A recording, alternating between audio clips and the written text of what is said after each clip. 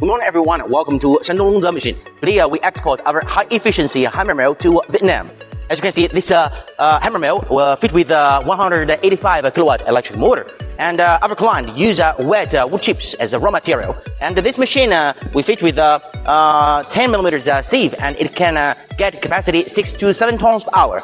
And as you can see, this hammer mill with an downside screw conveyor for discharge the final powder wood sawdust. And the complete unit of our hammer mill, including the main machine, the fan blower, the cyclone airlock, and house dust collector.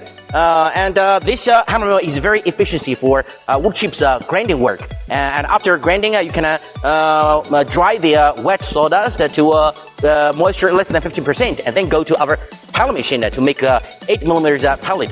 And also, our hammer mill is a kind of multifunctional equipment. It not only suitable for wood chips, it also can be used for many kinds of agriculture waste material. Okay, everyone, if you are interested in a Longze brand, high efficiency hammer mill, please send your inquiry. Trust Longze machine, trust Longze quality. Thank you. See you next time. Bye.